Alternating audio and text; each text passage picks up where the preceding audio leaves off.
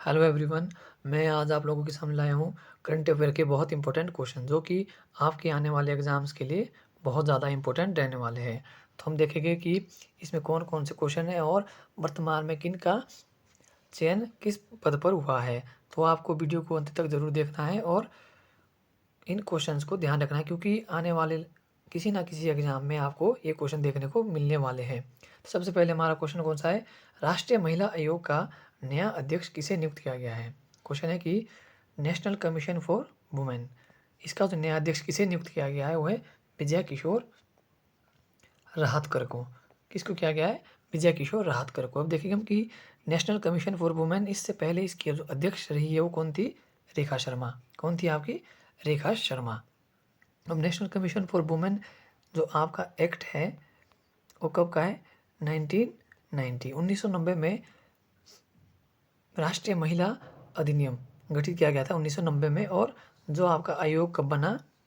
1992 में, यानी 1992 में। फिर अगला क्वेश्चन हमारे पास, प्रथम एशियाई बुद्ध शिखर सम्मेलन 2024 का आयोजन कहाँ किया गया है? जैसा कि आपको पता है कि जो भी चीज़ पहली बार होती है उससे संबंधित पेपरों में क्वेश्चन देखने को अक्सर मिलता है। तो ये क्वेश्चन बहुत इंपॉर्टेंट हो जाता है कि प्रथम एशियाई बुद्ध शिखर सम्मेलन, इसका आयोजन कहाँ किया गया आपका? नई दिल्ली में। 5 और 6 नवंबर 2024 को नई दिल्ली में प्रथम एशियाई शिखर सम्मेलन का सम्मेलन किया गया है आयोजन। अगला हमारे पास, ऑस्टिन सैन्य अभ्यास हाल ही में किन दो देशों के बीच हुआ है? किन दो देशों के बीच हुआ है आपका? जैसे कि नाम से पता चलता है कि ऑस्ट से ऑस्ट्रेलिया और हिंद से हिंदुस्तान, यानी कि इंडिया। तो इसका सही आंसर आपका इंडिया एंड ऑस्ट्रेलिया के बीच। अगला क्वेश्चन हमारे पास, बिदर किला हाल ही में चर्चा में रहा क्योंकि वक्फ बोर्ड द्वारा किले के अंदर 17 स्मारकों को अपनी संपत्ति के रूप में चिन्हित किया गया। यह किला भारत के किस जिले में है? क्या पूछा गया है कि बिदर किला भारत के किस जिले में है? चर्चा में क्यों आया है कि क्योंकि वक्फ बोर्ड द्वारा किले के अंदर 17 स्मारकों को अपनी संपत्ति के रूप में चिन्हित किया है। हमें पता होना चाहिए कि वक्फ बोर्ड क्या है। वक्फ बोर्ड अधिनियम 1995, इसको संशोधित किया जाएगा 2024 में, यानी कि इस साल इसे संशोधन करने के लिए विधेयक लाया गया है। और इस विधेयक के लिए एक कमेटी का गठन किया गया है, जॉइंट पार्लियामेंट्री कमेटी का गठन।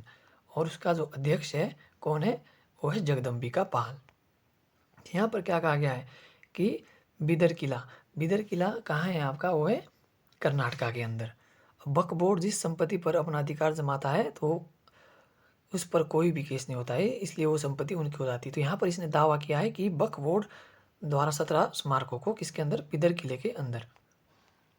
अगला है, हाल ही में यूएसए में संपन्न हुए चुनाव में किस पार्टी को बहुमत मिला है? अब क्वेश्चन ये तो सबको पता है कि डोनाल्ड ट्रंप को अमेरिका का 47वां राष्ट्रपति चुना गया है, लेकिन जो एग्जाम्स में क्वेश्चन बनता है वो उससे रिलेटेड पार्टी हाल ही में अमेरिका में चुना हुआ है, किस पार्टी को बहुमत मिला है? वो मिला है रिपब्लिकन। तो यहाँ पर सीधा हो जाता है कि रिपब्लिकन पार्टी से किसका संबंध है? डोनाल्ड ट्रंप का। और डेमोक्रेटिक पार्टी से कमला हैरिस। और जो ग्रीन पार्टी है, ग्रीन पार्टी अक्सर हमें यूरोप जैसे देशों में देखने को मिलती है और अमेरिका जैसे देशों में। ग्रीन पार्टी सबसे पहले जर्मनी में बनाई गई थी, कब? 1979 के अंदर।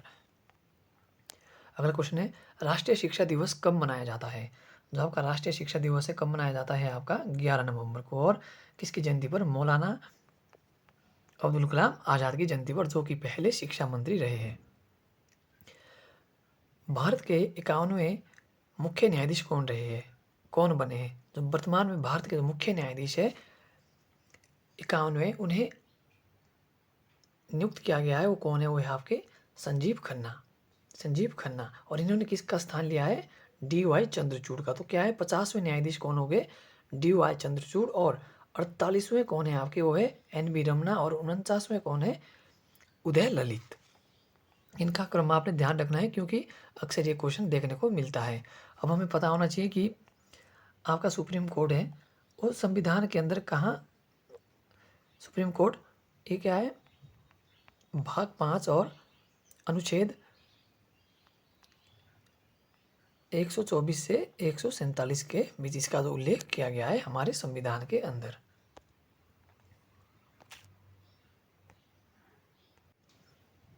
अगला क्वेश्चन हमारे पास, हेनले पासपोर्ट 2024 में भारत को कौन सा स्थान मिला है? जिसकी रैंकिंग भारत की कौन सी है, 83rd।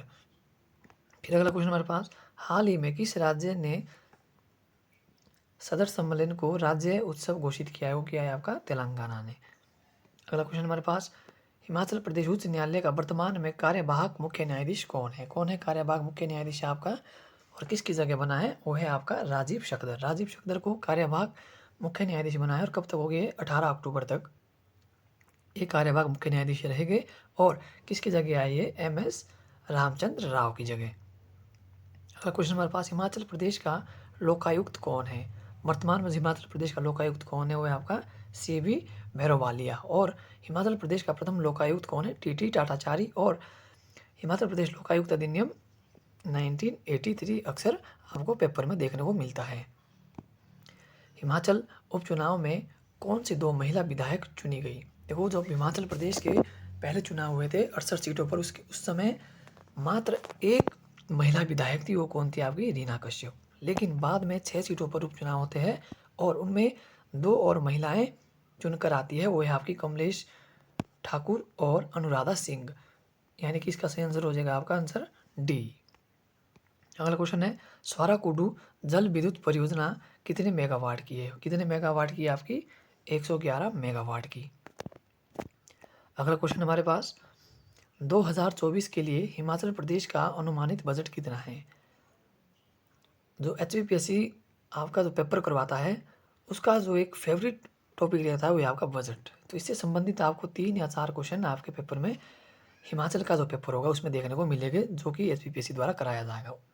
इसका आंसर हो जाएगा आपका 52,965 करोड़ 2024-25 के लिए अनुमानित बजट रहने वाला है। अगला हमारे पास, हिमाचल प्रदेश का तकनीकी शिक्षा मंत्री कौन है।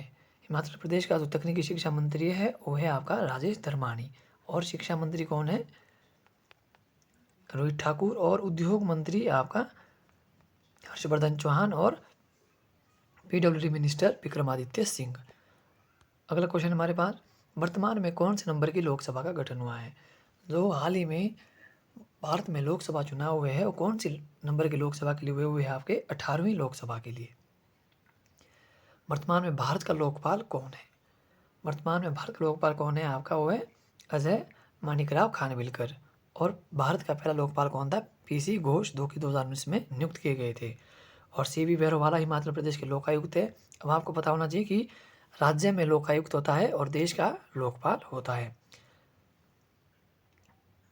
और राजीव शकदर कौन है, हिमाचल प्रदेश के वर्तमान में जो कार्यवाहक मुख्य न्यायाधीश बनाया गया जिन्हें।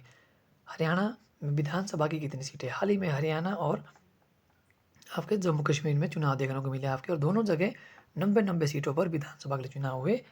90 जगह हरियाणा में और 90 सीटों पर जम्मू कश्मीर में। और हरियाणा में CM कौन बने, नायब सैनी। और जम्मू कश्मीर में कौन बना है आपका, वो बना है फारूक अब्दुल्ला। अगला क्वेश्चन हमारे पास, सिलक्यारा सुरंग किस राज्य में है। हमने देखा कि जो सिलक्यारा सुरंग है बहुत ज़्यादा चर्चा में रही है, क्योंकि इसके अंदर 41 मजदूर फंस गए थे, जिसमें से कि एक मजदूर आपका हिमाचल से भी संबंध रखता था। तो ये किस राज्य में है आपकी, वो है उत्तराखंड में। अगला क्वेश्चन हमारे पास, सेबी की वर्तमान में चेयरमैन कौन है, यानी कि सेबी का अध्यक्ष कौन है वर्तमान में आपका, वो है माधवी पुरी बूच। और यही सेबी की पहली महिला चेयरमैन या अध्यक्ष है, कौन है, माधवी पुरी बूच। आपसे क्वेश्चन इस तरह पूछा जा सकता है कि सेबी की वर्तमान चेयरमैन है, वो भी कौन हो जाएगी, माधवी पुरी बूच। और क्वेश्चन आएगा कि सेबी